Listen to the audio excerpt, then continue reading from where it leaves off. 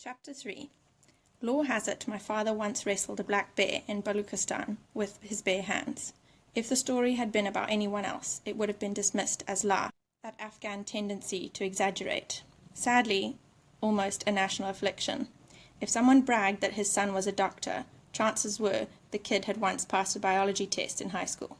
But no one ever doubted the veracity of any story about Baba. And if they did, well, Baba did have those 3 parallel scars coursing a jagged path down his back. I have imagined Baba's wrestling match countless times, even dreamt about it, and in those dreams I can never tell Baba from the bear. It was Rahim Khan who first referred to him as what eventually became Baba's famous nickname, Tufan Aga, or Mr. Hurricane. It was an apt enough nickname.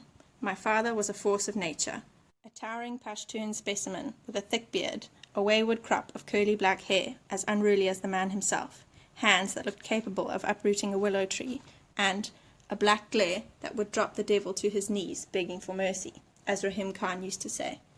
At parties, when all 6'5" of him thundered into the room, attention shifted to him like sunflowers turning to the sun. Baba was impossible to ignore, even in his sleep. I used to bury cotton wisps in my ears, pull the blanket over my head, and still the sound of Baba's snoring, so much like a growling truck engine, penetrated the walls, and my room was across the hall from Baba's bedroom. How my mother ever managed to sleep in the same room as him is a mystery to me. It's on the long list of things I would have asked my mother if I ever met her. In the late 1960s, when I was 5 or 6, Baba decided to build an orphanage. I heard the story through Rahim Khan. He told me Baba had drawn the blueprints himself, despite the fact that he'd no architectural experience at all. Skeptics had urged him to stop his foolishness and hire an architect. Of course, Baba refused, and everyone shook their heads in dismay at his obstinate ways. Then Baba succeeded, and everyone shook their heads in awe at his triumphant ways. Baba paid for the construction of the 2-story orphanage just off the main strip of the Jade Maiwand, south of the Kabul River, with his own money. Rahim Khan told me Baba had personally funded the entire project, paying for the engineers, electricians, plumbers, and labourers, not to mention the city officials whose moustaches needed oiling. It took 3 years to build the orphanage. I was 8 by then. I remember the day before the orphanage opened. Baba took me to Garga Lake, a few miles north of Kabul. He asked me to fetch Hassan too, but I lied and told him Hassan had the runs. I wanted Baba all to myself, and besides, one time at Garga Lake, Hassan and I were skimming stones, and Hassan made his stone skip 8 times. The most I managed was 5. Baba was there, watching, and he patted Hassan on the back, even put his arm around his shoulder. We sat at the picnic table on the banks of the lake, just Baba and me, eating boiled eggs with kofta sandwiches, meatballs and pickles wrapped in naan. The water was a deep blue, and the sunlight glittered on its looking-glass-clear surface. On Fridays, the lake was bustling with families out for a day in the sun, but it was midweek, and there was only Baba and me. Us and a couple of long-haired, bearded tourists. Hippies, I'd heard them called. They were sitting on the dock, feet dangling in the water, fishing poles in hand. I asked Baba why they grew their hair long, but Baba grunted, didn't answer. He was preparing his speech for the next day, flipping through a havoc of handwritten pages, making notes here and there with a pencil. I bit into my egg and asked Baba if it was true what a boy in school had told me, that if you ate a piece of eggshell, you'd have to pee it out. Baba grunted again. I took a bite out of my sandwich. One of the yellow-haired tourists laughed and slapped the other on the back. In the distance, across the lake, a truck lumbered around the corner on the hill. Sunlight twinkled in its side-view mirror. I think I have saratan, I said. Cancer. Baba lifted his head from the pages, flapping in the breeze, told me I could get a soda myself. All I had to do was look in the trunk of the car. Outside the orphanage, the next day, they ran out of chairs. A lot of people had to stand to watch the opening ceremony. It was a windy day, and I sat behind Baba on the little podium just outside the main entrance of the new building. Baba was wearing a green suit and a caracal hat. Midway through the speech, the wind knocked his hat off, and everyone laughed. He motioned me to hold his hat for him, and I was glad to, because then everyone would see that he was my father, my Baba. He turned back to the microphone, and said he hoped the building was sturdier than his hat, and everyone laughed again. When Baba ended his speech, people stood up and cheered. They clapped for a long time. Afterward, people shook his hand. Some of them tousled my hair and shook my hand too. I was so proud of Baba, of us. But despite Baba's success, people were always doubting him. They told Baba that running a business wasn't in his blood, and he should study law like his father. So Baba proved them all wrong, by not only running his own business, but by becoming one of the richest merchants in Kabul. Baba and Rahim Khan built a wildly successful carpet exporting business, 2 pharmacies and a restaurant. When people scoffed that Baba would never marry well, after all, he was not of royal blood, he wedded my mother, Sophia Akrami, a highly educated woman universally regarded as one of Kabul's most respected, beautiful, and virtuous ladies. And not only did she teach classic Farsi literature at the university, she was a descendant of the royal family, a fact that my father playfully rubbed in his skeptics' faces by referring to her as my princess. With me as the glaring exception, my father moulded the world around him to his liking. The problem, of course, was that Baba saw the world in black and white, and he got to decide what was black and what was white. You can't love a person who lives that way without fearing him too, maybe even hating him a little. When I was in 5th grade, we had a mullah who taught us about Islam. His name was Mullah Fatihullah Khan, a short, stubby man with a face full of acne scars and a gruff voice. He lectured us about the virtues of zakat and the duty of Hajj. He taught us the intricacies of performing the 5 daily namaz prayers and made us memorize verses from the Quran.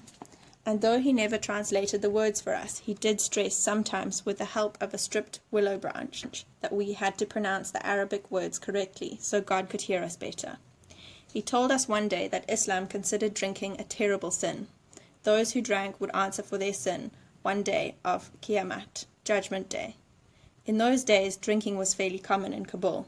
No one gave you a public lashing for it, but those Afghans who did drink did so in private, out of respect. People bought their scotch as medicine in brown paper bags from selected pharmacies.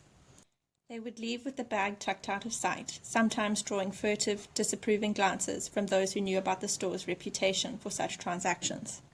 We were upstairs in Baba's study, the smoking room, when I told him that Mullah Fatihullah Khan had told us in class. Baba was pouring himself a whiskey from the bar he had built in the corner of the room. He listened, nodded, took a sip from his drink, then he lowered himself into the leather sofa, put down his drink, and propped me up on his lap. I felt as if I was sitting on a pair of tree trunks. He took a deep breath and exhaled through his nose, the air hissing through his moustache for what seemed an eternity. I couldn't decide whether I wanted to hug him or leap from his lap in mortal fear. "I see you've confused what you're learning in school with actual education," he said in his thick voice. "But if what he said is true, then does it make you a sinner, Baba?" Baba crushed an ice cube between his teeth. "Do you want to know what your father thinks about sin?" "Yes." "Then I'll tell you," Baba said. "But first understand this, and understand it now, Amir. You'll never learn anything of value from those bearded idiots." "You mean Mullah Fatihullah Khan?" Baba gestured with his glass. The ice clinked. "I mean all of them. Piss on the beards of all those self-righteous monkeys." I began to giggle. Then the image of Baba pissing on the beards of any monkeys, self-righteous or otherwise, was too much. "They do nothing but thumb their prayer beads and recite a book written in a tongue they don't even understand." He took a sip. "God help us all if Afghanistan ever falls into their hands." "But Mullah Fatihullah Khan seems nice," I managed between bursts of tittering. "So did Genghis Khan," Baba said. "But enough about that. You asked about sin, and I want to tell you. Are you listening?" "Yes," I said, pressed my lips together. But a chortle escaped through my nose and made a snorting sound. That got me giggling again. Baba's stony eyes bore into mine, and, just like that, I wasn't laughing any more.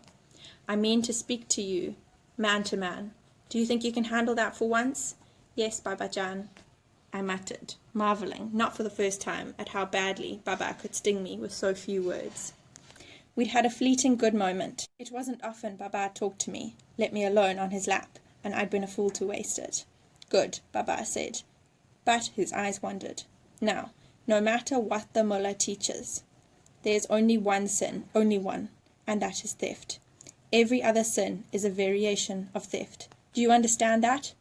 No, Baba Jan, I said, desperately wishing I did. I didn't want to disappoint him again. Baba heaved a sigh of impatience. That stung too, because he was not an impatient man. I remembered all the times he didn't come home until after dark, all the times I ate dinner alone. I'd ask Ali where Baba was, when he was coming home, though I knew full well he was at the construction site, overlooking this, supervising that. Didn't that take patience? I already hated all the kids he was building that orphanage for. Sometimes I wish they'd all died along with their parents. When you kill a man, you steal a life, Baba said. You steal his wife's right to a husband, rob his children of a father. When you tell a lie, you steal someone's right to the truth. When you cheat, you steal the right to fairness. Do you see? I did. When Baba was 6, a thief walked into my grandfather's house in the middle of the night. My grandfather, a respected judge, confronted him, but the thief stabbed him in the throat, killing him instantly, and robbing Baba of a father. The townspeople caught the killer just before noon the next day. He turned out to be a wanderer from the Kunduz region. They hanged him from a branch of an oak tree, with still 2 hours to go before afternoon prayer. It was Rahim Khan, not Baba, who had told me the story. I was always learning things about Baba from other people. There is no act more wretched than stealing, Amir, Baba said. A man who takes what's not his to take, be it a life or a loaf of naan. I spit on such a man, and if I ever cross paths with him, God help him. Do you understand? I found the idea of Baba clobbering a thief both exhilarating and terribly frightening. Yes, Baba. If there's a God out there, then I would hope he has more important things to attend to than my drinking scotch or eating pork. Now, hop down. All this talk about sin has made me thirsty again. I watched him fill his glass at the bar and wondered how much time would pass before we talked again, the way we just had. Because the truth of it was, I always felt like Baba hated me a little. And why not? After all, I had killed his beloved wife, his beautiful princess, hadn't I? The least I could have done was to have had the decency to have turned out a little more like him. But I hadn't turned out like him. Not at all. In school, we used to play a game called Shojangi, or Battle of the Poems. The Farsi teacher moderated it, and it went something like this. You recited a verse from a poem, and your opponent had 60 seconds to reply with a verse that began with the same letter that ended yours. Someone in my class wanted me on their team, because by the time I was 11, I could recite dozens of verses from the Khayyam, Hafiz, or Rumi's famous Masnawi. One time, I took on the whole class and I won. I told Baba about it later that night. He just nodded, muttered, "Good."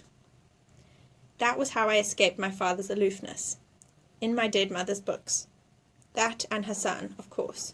I read everything. Rumi, Hafez, Saadi, Victor Hugo, Jules Verne, Mark Twain, Ian Fleming. When I had finished my mother's books, not the boring history ones, I was never much into those, but the novels, the epics, I started spending my allowance on books. I bought one a week from the bookstore near Cinema Park and stored them in cardboard boxes when I ran out of shelf room. Of course, marrying a poet was one thing, but fathering a son who preferred burying his face in poetry books to hunting, well, that wasn't how Baba had envisioned it, I suppose. Real men didn't read poetry, and God forbid they should ever write it. Real men, real boys, played soccer, just as Baba had, when he had been young. Now that was something to be passionate about. In 1970, Baba took a break from the construction of the orphanage and flew to Tehran for a month to watch the World Cup games on television. Since at the time Afghanistan didn't have any TVs yet. He signed me up for soccer teams to stir the same passion in me, but I was pathetic, a blundering liability to my own team, always in the way of an opportune pass or unwittingly blocking an open lane. I shambled about the field on scraggy legs, squalled for passes that never came my way. And the harder I tried, waving my arms over my head frantically and screeching, I'm open, the more I went ignored. But Baba wouldn't give up. When it became abundantly clear that I hadn't inherited a shred of his athletic talents, he settled for trying to turn me into a passionate spectator. Certainly I could manage that, couldn't I? I faked interest for as long as possible. I cheered with him when Kabul's team scored against Kandahar and yelped insults at the referee when he called a penalty against our team. But Baba sensed my lack of genuine interest and resigned himself to the bleak fact that his son was never going to either play or watch soccer. I remember one time Baba took me to the yearly Buzkashi tournament that took place on the first day of spring, New Year's Day. Buzkashi was, and still is, Afghanistan's national passion.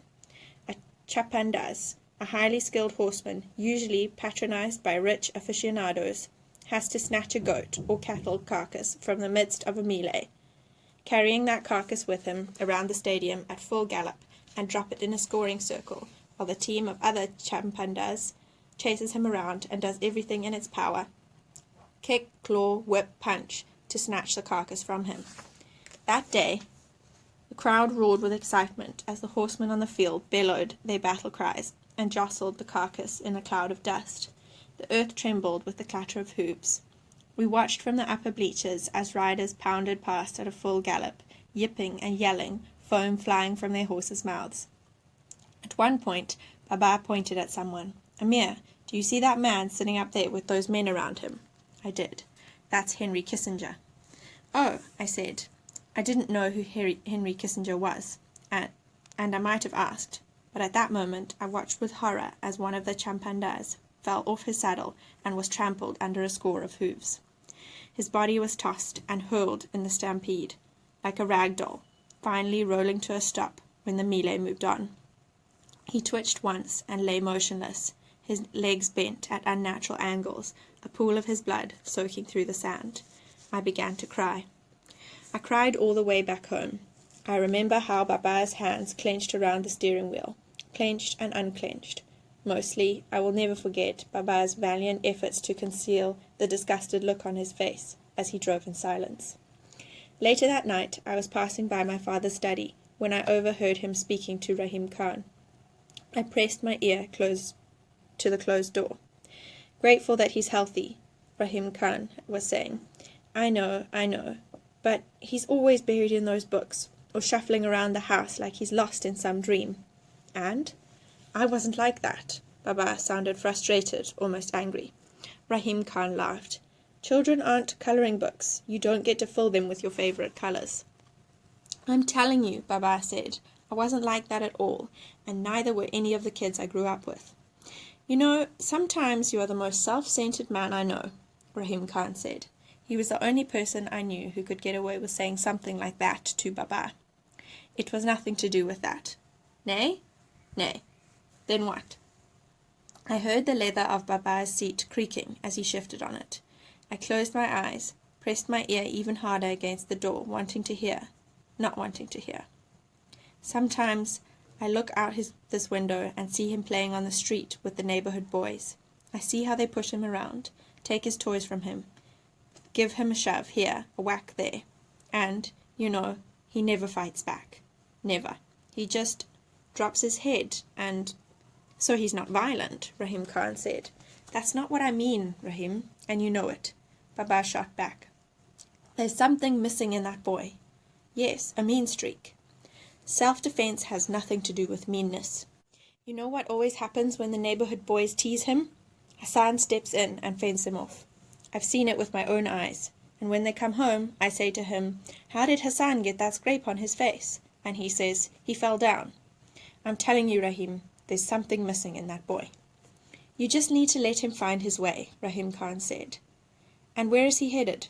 Baba said, "A boy who won't stand up for himself becomes a man who can't stand up to anything." "As usual, you're oversimplifying." "I don't think so." "You're angry because you're afraid he'll never take over the business for you." "Now who's oversimplifying?" Baba said. "Look, I know there's a fondness between you and him, and I'm happy about that. Envious, but happy. I mean that. He needs someone who understands him, because God knows I don't. But something about Amir troubles me in a way that I can't express. It's like..." I could hear him searching, reaching for the right words. He lowered his voice, but I heard him anyway. "If I hadn't seen the doctor pull him out of my wife with my own eyes, I'd never believe he's my son." The next morning, as he was preparing my breakfast, Hassan asked if something was bothering me. I snapped at him, told him to mind his own business. Rahim Khan had been wrong about the mean streak thing.